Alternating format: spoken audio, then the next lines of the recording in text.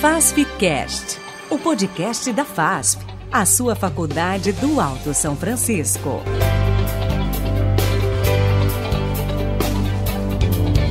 Oi pessoal, estamos aqui para mais um FASFcast, o nosso podcast da FASF. Meu nome é Camila e eu vou estar aqui com vocês nesse episódio. Hoje vamos falar sobre um tema muito pertinente nessa época do ano, que são as eleições. Para tratar sobre esse assunto, vamos falar hoje com o professor Mariano. Professor, seja bem-vindo. Obrigada. Nos fale um pouco sobre você, sobre sua formação. Bom, Camila, obrigado. Eu agradeço muito o convite. Fico muito feliz de participar do FASFcast, o nosso podcast aqui que já tem uma aceitação muito grande entre os alunos. Nós tivemos aí os episódios anteriores com muita qualidade, Então me deixa com muito honrado de poder participar. Eu sou professor do curso de graduação em Direito aqui da FASF. Minha formação é em Direito Público, eu tenho mestrado em Direito Público, eu sou formado em Filosofia também. Atualmente eu faço doutorado em Educação e leciono entre várias disciplinas, também leciono Direito Eleitoral. Então é um pouquinho aí da minha história. Professor, a gente tem algumas perguntas aqui. Vamos começar pela primeira pergunta, que é: no Brasil, a gente tem dois sistemas eleitorais, majoritário e proporcional. Como funciona cada um? É muito importante a gente falar sobre isso. Normalmente as pessoas desconhecem que nós temos, durante a votação, dois sistemas diferentes para eleger os candidatos. Um sistema é aplicado aos cargos de presidente da República, governador, senador e prefeito. É o sistema majoritário. Quem tem mais votos ganha. Esse ano, no sistema majoritário, nós vamos escolher presidente da República, governador e um senador. Esse ano nós não temos eleições para prefeito. E o outro sistema é o sistema proporcional, no qual a gente elege deputado federal, deputado estadual e vereador. Esse ano a gente vai eleger deputados federais e deputados estaduais. No sistema proporcional, nem sempre aquele que tem muito voto consegue se eleger. Por quê? Nós temos, primeiramente, que fazer uma conta e achar o quociente eleitoral. Esse quociente eleitoral representa a quantidade de votos necessários para um partido obter uma vaga no Poder Legislativo. Assim que o partido consegue obter essa vaga, aí o mais votado daquela legenda partidária ocupará aquela cadeira. E assim por diante. Quanto maior a votação que aquele partido tem, que aquela chapa apresentada pelo partido tem, mais vagas vai conseguir, vai preencher. Se eventualmente o partido não consegue atingir esse quociente eleitoral, ele não vai obter nenhuma cadeira no Poder Legislativo e por mais que os seus candidatos sejam bem votados, eles não vão conseguir ser eleitos. E quando todas as vagas não são preenchidas por esse sistema, ficam as sobras eleitorais. Nós tivemos uma alteração recente na lei eleitoral e para que se possa concorrer a essas sobras é necessário ter um percentual mínimo do quociente eleitoral. Então, faz muita diferença a gente entender esses dois sistemas de votação para que as pessoas também tenham consciência de quais candidatos ao Legislativo possuem chance, as maiores ou menores chances de eleição. Qual a importância da estabilidade política no país e a definição da eleição no primeiro turno? Olha, esse ano é um ano atípico, A gente tem aí duas candidaturas muito evidenciadas a nível presidencial e existe de fato essa discussão, sobre a definição logo no primeiro turno. Independentemente de quem ganha, eu imagino que quando nós já resolvemos aí a votação no primeiro turno, você encerra uma quantidade gigantesca de debates que vão se prolongar durante o mês de outubro, até a realização do segundo turno no final do mês, no último domingo do mês de outubro. Então, não sei se a gente vai chegar nesse cenário ou não, isso vai depender de como essa campanha eleitoral ela desenvolve aí durante esse mês de setembro, né, um mês decisivo. As eleições são no dia 2 de outubro. Então, a gente pode ter aí um cenário em que é possível, né, um segundo turno, e aí a gente vai ter a disputa entre aqueles dois, né, mais votados, um eventual segundo turno. É importante a gente destacar que o que se utiliza para apuração dessa votação, né, o que é importante são os votos válidos. Os votos em branco, os votos nulos, eles não computam para ninguém. Então, são os votos válidos. O candidato tem que atingir aí o mínimo de 50% dos votos válidos para que se encerre a eleição no primeiro turno. Se não atingir esse 50% no primeiro turno, nós vamos ter o segundo turno. O voto, ele é realmente obrigatório? Ele é necessariamente obrigatório? No Brasil, o voto ele é obrigatório, né? E existe, de fato, essa discussão. Em outros países, em outras culturas, o voto ele é facultativo. Muita gente defende essa ideia do voto ser facultativo e discute, né, se realmente deve ser necessário que esse voto seja obrigatório. Mas é importante a gente ter a seguinte consideração, a gente fazer uma consideração aqui. No Brasil, esse direito ao voto amplo, né, e restrito a qualquer pessoa, ele só foi conquistado com a Constituição de 1988. Durante toda a nossa história, nós tivemos diversas limitações ao poder de voto. Num determinado momento, as mulheres não votavam, os pobres não votavam, e até 1988 o analfabeto não votava. Então, é uma conquista muito importante para todos nós, o voto.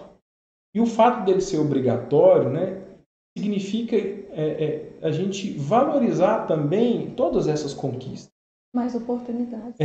Eu acho que a gente precisa valorizar essa conquista que foi o direito ao voto. Por muito tempo, não se permitiu no Brasil que diversas camadas sociais, e principalmente as camadas sociais mais pobres, votassem. Lá atrás, do passado, existiam critérios, inclusive, de renda para poder votar. Então, é uma conquista importante. E quando a gente abre mão desse direito ao voto, nós estamos abrindo mão da participação no regime democrático. É claro que a democracia não se resume à eleição. Ela é muito mais do que isso. Nós deveríamos participar e nos envolver muito mais com a vida política do país. Não com a política partidária, nem todo mundo quer se envolver com política partidária, mas com as questões políticas da nossa sociedade, debates importantes que devem ser feitos. Então, o direito ao voto, né, ele é sagrado. E aí eu acredito que essa obrigatoriedade cumpre essa função de proteger o voto. E a urna eletrônica, ela é 100% segura? Essa pergunta ela é complicada, né? Veja bem, o Brasil é uma referência em termos de sistema de votação. Não tem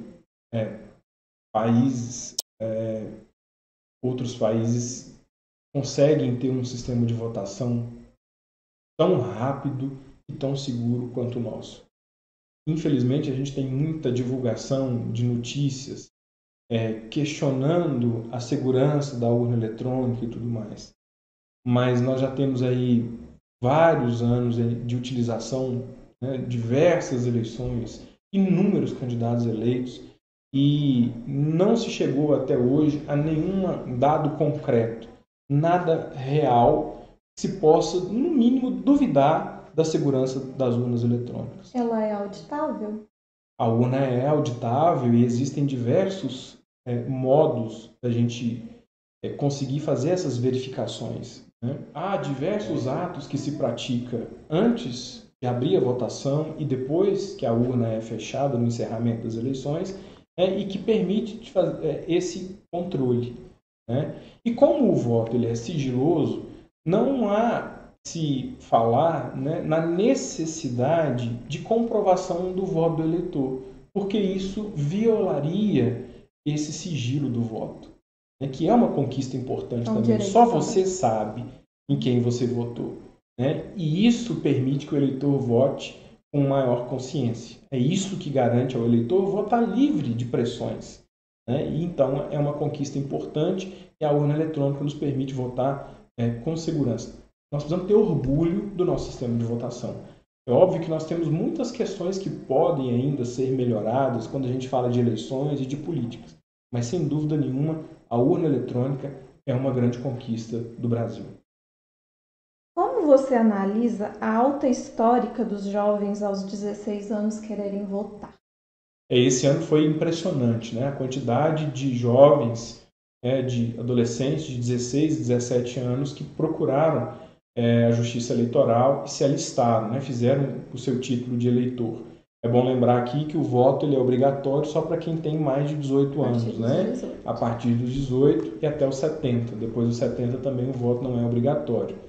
Então nós tivemos, para você ter uma ideia, 2.100.000 eleitores nessa faixa de idade aproximadamente cadastrados esse ano. É um número muito alto.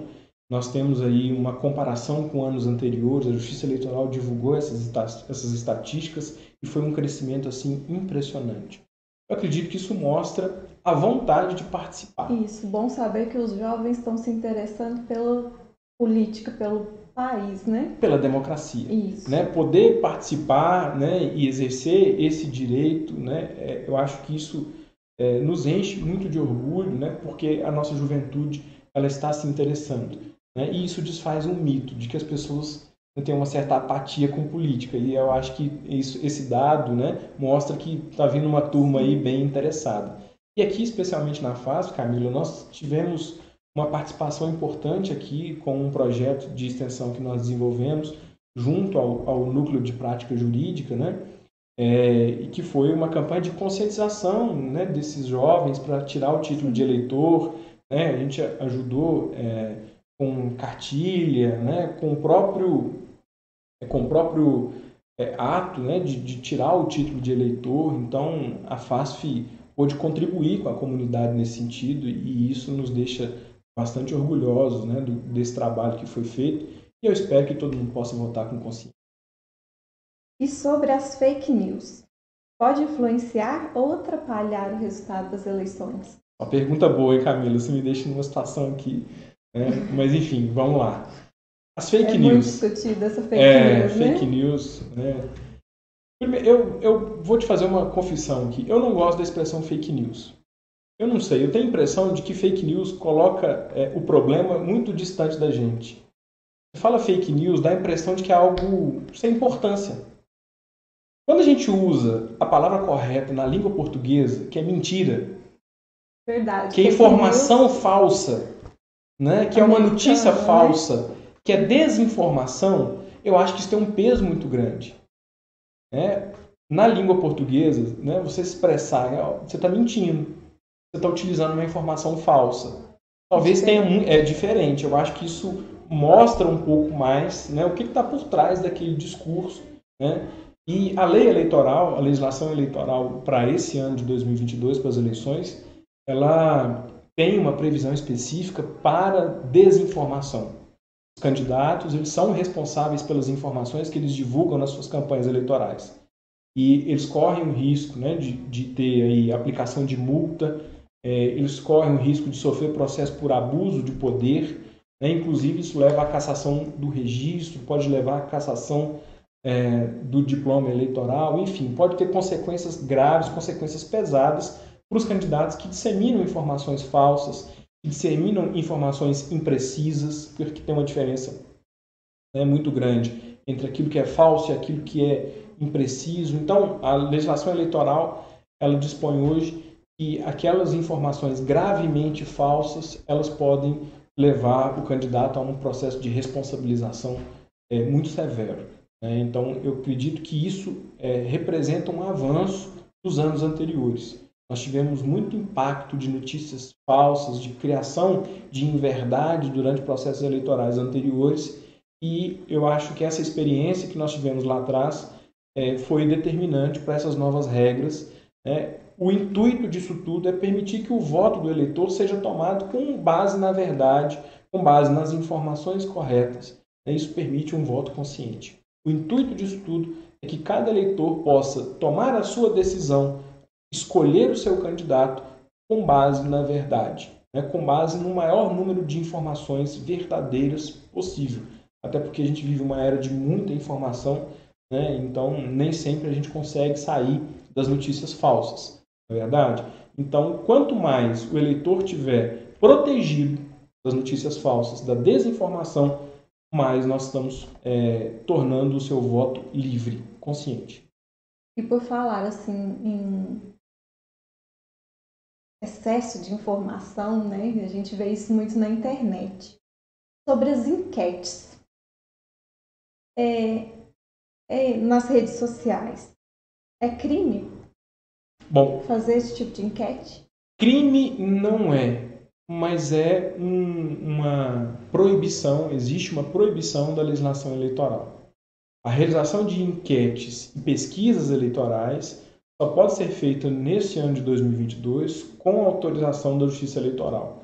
Então, quem pretende fazer pesquisa precisa submeter esse pedido a registro junto à Justiça Eleitoral. Só pode ser divulgado pesquisa que tenha registro no TSE.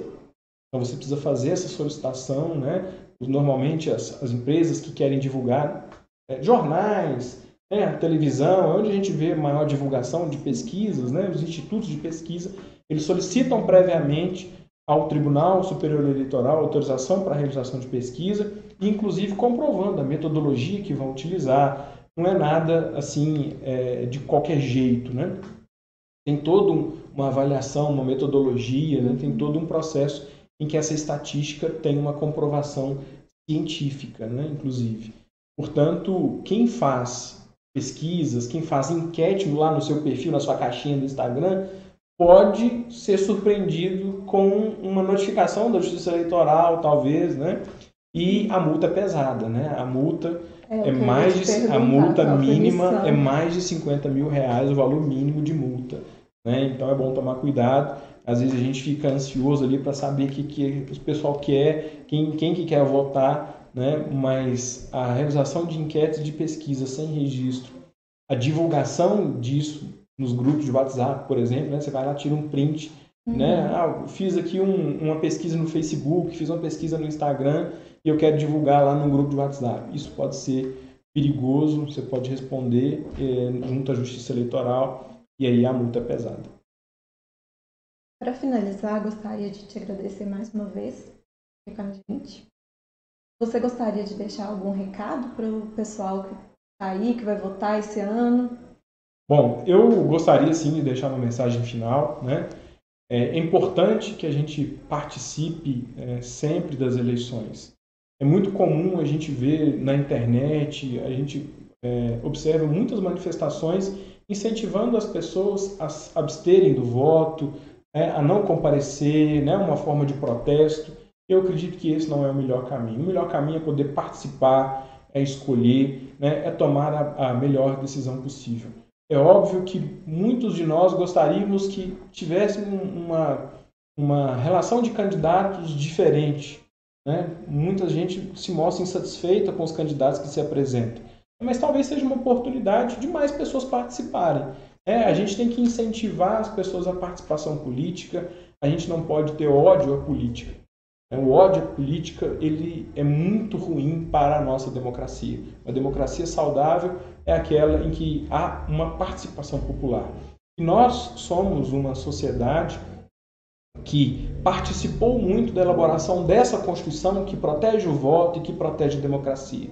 A participação popular foi muito efetiva na elaboração da Constituição de 88. E a gente precisa proteger a nossa democracia, o voto e, sobretudo, constituir a cada dia novos instrumentos de participação popular, né, nas nossas decisões relevantes, né, na política, no dia a dia da administração pública, nas mais esferas da vida cotidiana. A gente precisa realmente incentivar a participação das pessoas e integrar as pessoas nessa comunidade política que nós somos. Agradeço muito essa oportunidade de falar para esse público aqui do FASFcast, né? Faço aqui os votos de que o podcast da FASF, né, continue aí semeando bons frutos, né? E que esse trabalho incrível que está sendo realizado aqui possa realmente surtir efeitos aí na comunidade. E eu espero que as pessoas que tenham assistido esse episódio possam realmente buscarem aí a melhor decisão durante as eleições. Muito obrigado, né? E até mais. Bom, pessoal, por aqui vamos finalizando o nosso FASPcast de hoje. Agradeço a todos que estiveram até aqui com a gente. Nos acompanhe nas nossas redes sociais, nos nossos canais de comunicação e até a próxima.